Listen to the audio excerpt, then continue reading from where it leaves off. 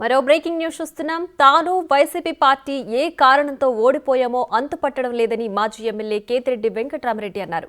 Non local వ్యక్తి గెలుపొందడం ఆశ్చర్యానికి గురి చేసిందన్నారు.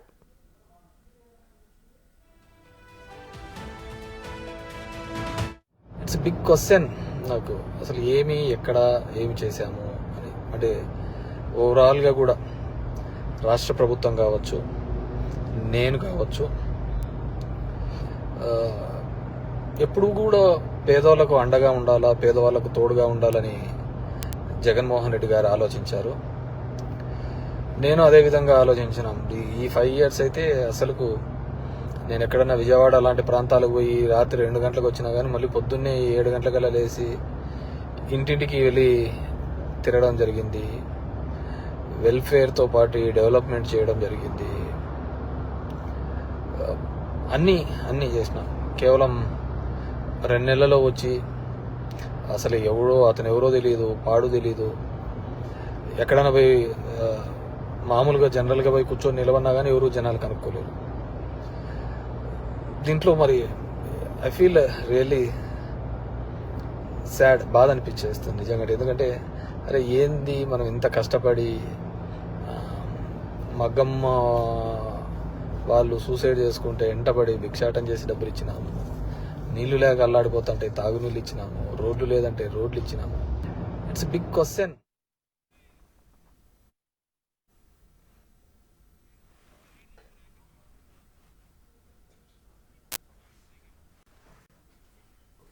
రైట్. ఇక కేతిరెడ్డి కొన్ని వ్యాఖ్యలు చేశారు. తాను అలాగే వైసీపీ పార్టీ ఓడిపోవడానికి గల కారణాలేంటో ఇప్పటి వరకు తెలియట్లేదు, అంతుపట్టడం లేదని చెప్పి కూడా ఆయన ఆవేదన వ్యక్తం చేశారు. దీనికి సంబంధించి పూర్తి డీటెయిల్స్ మా ప్రతినిధి యోగానంద్ లైవ్లో అందిస్తారు. యోగానంద్, సో కేతిరెడ్డి అలాగే వైసీపీ పార్టీ ఓడిపోవడానికి కారణాలు వెతుక్కుంటూ కేతిరెడ్డి ఒక వీడియో చేశారు. కానీ ఆ కారణాలేంటో ఇంతవరకు అంతుపట్టడం లేదు. నిరుపేదలు సంతోషంగా ఉండాలనే మేము ఇంతవరకు పనిచేశాం, కానీ ఎందుకు ఓడిపోయామో తెలియట్లేదు అంటూ కూడా కేతిరెడ్డి కొన్ని వ్యాఖ్యలు చేశారు. దీనికి సంబంధించి డీటెయిల్స్ ఏంటి?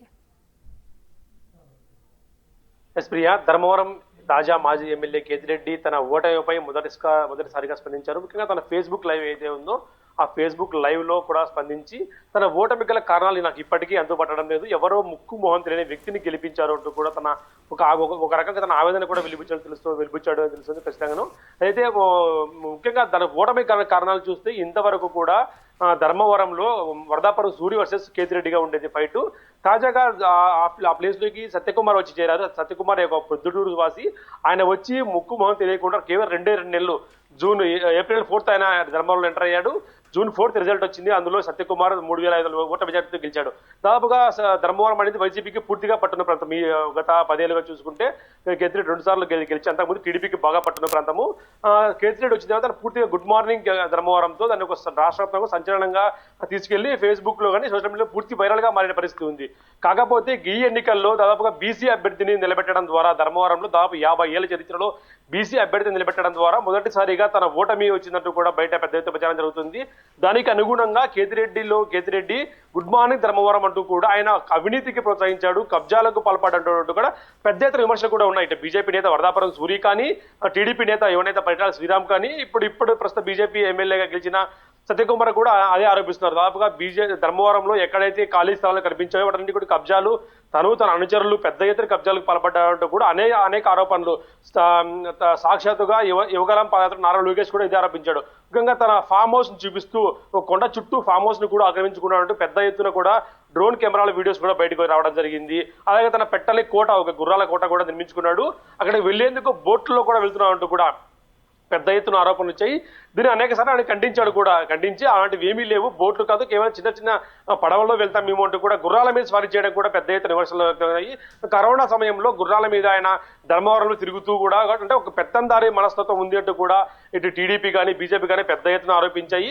దానికి తోడు ఆయన వ్యవహార శైలి కూడా కొంచెం అధికారుల్ని బెదిరించడము, గుడ్ మార్నింగ్ ధర్మవరంలో అధికారుల్ని వీఆర్ఓలు కానీ గ్రామ సచివాలయం అధికారులు కూడా పూర్తి స్థాయిలో కూడా బెదిరించేట్టు మాట్లాడడం కూడా ఆయన ఓటమి గల కారణాలంటూ కూడా బయట ప్రచారం జరుగుతుంది. దాన్ని చూస్తే చూస్తే ఒక పోస్టల్ బ్యాలెట్ ఓట్లు చూస్తే మాత్రం ఖచ్చితంగా నిజం అనిపిస్తుంది. 1800 పోస్టల్ బ్యాలెట్ ఓట్లు సత్యకుమార్కి పడితే కేవలం 500 ఓట్లు మాత్రమే వైసీపీ ఎమ్మెల్యేకి తాజా మాజీ ఎమ్మెల్యేకి కేతిరెడ్డికి పడ్డాయని చూస్తే ఖచ్చితంగా ప్రభుత్వ ఉద్యోగులు ఆగ్రహం స్పష్టంగా కనిపిస్తుంది. ముఖ్యంగా తనకు పట్టున్న ప్రాంతంలో కూడా పూర్తిగా పట్టు నిలుపుకోలేకపోవడం కూడా మైనస్ గా మారని చెప్పొచ్చు. ముఖ్యంగా ధర్మవరం అర్బన్ ప్రాంతంలో ఎక్కువగా నివాసం ఉండేవాడు ఆయన, నివాసం ఉండే ప్లేస్ కూడా అదే. ఆ ప్రాంతంలో సమస్యలు ఏవైతే మురికి కాలువలు కానీ ఇతర డ్రైనేజ్ వ్యవస్థ కానీ వాటర్ తాగుని సమస్య కూడా పెద్ద ఎత్తున ఉండేది. ఆ సమస్యలు సరిగా డీల్ చేయకపోవడం వల్లే ముఖ్యంగా ఆయన ఓడిపోయినట్టు కూడా బయట ప్రచారం జరుగుతుంది. సత్యకుమార్ కూడా వాటిని లక్ష్యంగా చేసుకుని బీసీ కార్డు ఒకటి, అలాగే ధర్మవరంని జాతీయ స్థాయిలో పేరు వచ్చేలా కూడా అభివృద్ధి చేస్తున్నట్టు కూడా ప్రచారం చేసుకోవడం, అలాగే పరిటాల శ్రీరామ్ పూర్తి సపోర్ట్ ఇవ్వడం కూడా కలిసి వచ్చిందని చెప్పొచ్చు. ముఖ్యంగా ఎవరు కూడా వైసీపీ ఎమ్మెల్యేని ఎవరు కలిసేందుకు కూడా వచ్చినా కూడా ఇంటి దగ్గరకు కలిసేందుకు అనుమతి ఇవ్వడం అంటూ కూడా వార్తలు వస్తూ ఉన్నాయి. కేవలం గుడ్ మార్నింగ్ ధర్మవరంలో ఆ వార్డులో మాత్రమే కలుస్తారు తప్పించి ఇంటికి వస్తే మాత్రం ఈ మీడియాని కానీ మిగతా వాళ్ళు ఎవరిని కూడా పెద్దగా రానివ్వడం అంటూ కూడా ఆయనపై ఒక అపవాదు ఉంది. దాన్ని నిజం చేసే విధంగా కూడా ఈ రోజు ఫలితాలు దాదాపు 3700 మెజార్టీతో సత్యకుమార్ కేవలం 2 నెలల్లో వచ్చిన వ్యక్తి కూడా గెలవడం అంటే టీడీపీ వచ్చి ఉంటే ఆ స్థానం మరింతగా మెజార్టీ భారీగా పెరిగేటట్టు కూడా విశ్లేషకులు అభిప్రాయపడుతున్నారు. బీజేపీ గుర్తు తెలియకపోవడము, అలాగే చివరి నిమిషంలో గోరుగుంట సూర్యనారాయణ సరిగా సపోర్ట్ చేయకపోవడంతో కొంచెం మెజార్టీ తగ్గింది. కానీ లేదంటే ఇంకా ఈ కాలం ముందు ఉంటే భారీ మెజార్టీ కూడా వచ్చిందంటూ కూడా వచ్చి ఉండేదంటూ కూడా పెద్ద ఎత్తున వార్తలు వస్తూ ఉన్నాయి. Priya. Right Yoganand, thanks for the updates.